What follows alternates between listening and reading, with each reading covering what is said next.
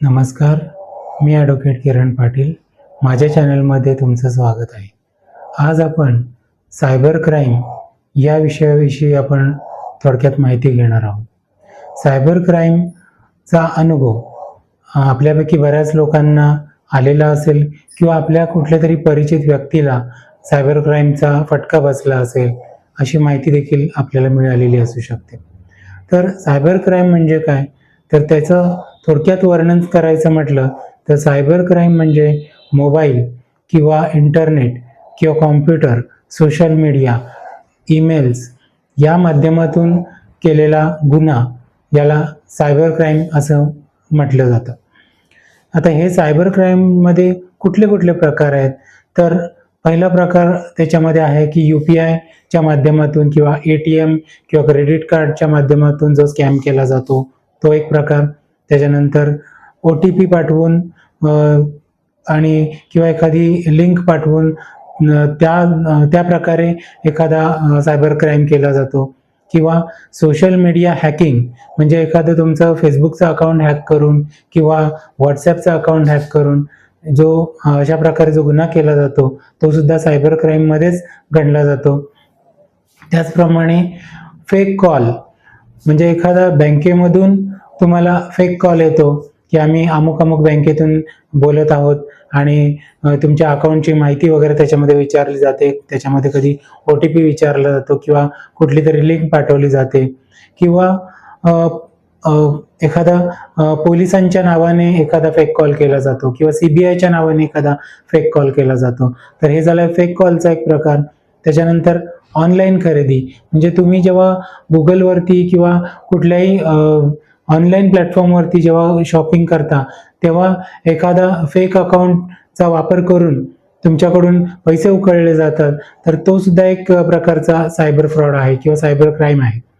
आता फसवणूक झाल्यावरती सुरुवातीला काय करावं तर त्याविषयी आपण माहिती घेऊया.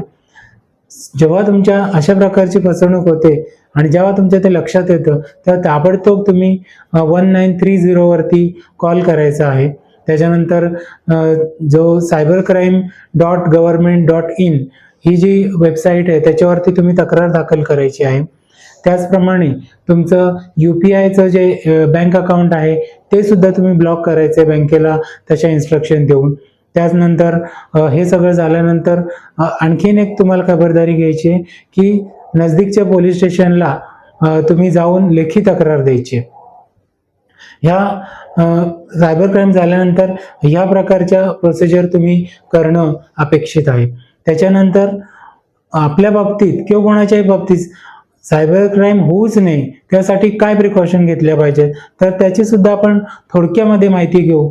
एक 2-3 पॉईंटच तुम्हाला सांगतो की कधी कुठल्याही अनोळखी व्यक्तीकडून तुम्हाला फोनवरून जर कॉल केला गेला आणि तुम्हाला OTP विचारण्यात आला तर OTP तुम्ही अनोळखी व्यक्तीला फोनवरून कधीही सांगू नका. त्याचप्रमाणे एखाद्या व्यक्तीने तुम्हाला एखादी लिंक पाठवली असेल तर ती अनोळखी लिंक असेल तर ती कधीही ओपन करू नका. त्याचप्रमाणे जो ईमेल जो आहे तुमचा तो ईमेल तुम्ही जर सेटिंगमध्ये गेले ईमेलच्या तर त्याच्यामध्ये 2 स्टेप व्हेरिफिकेशनची एक सेटिंग असते. तर ती 2 स्टेप व्हेरिफिकेशनची सेटिंग तुम्ही ॲक्टिव्ह करून घ्या.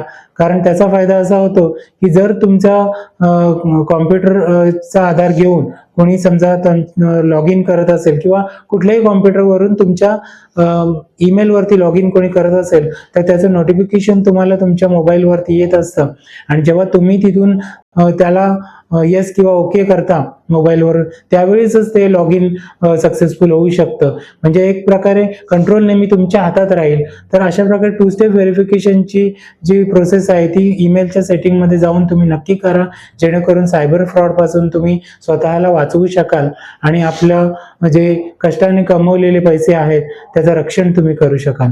तर माझी ही जी थोडक्यात जी तुम्हाला सायबर फ्रॉड किंवा सायबर क्राईम विषयी जी माहिती दिली ती आवडली असेल तर माझ्या चॅनलला लाईक करा आणि सबस्क्राईब करा आणि हा व्हिडिओ जास्तीत जास्त शेअर करा जेणेकरून सर्वांना फायदा मिळू शकेल. धन्यवाद.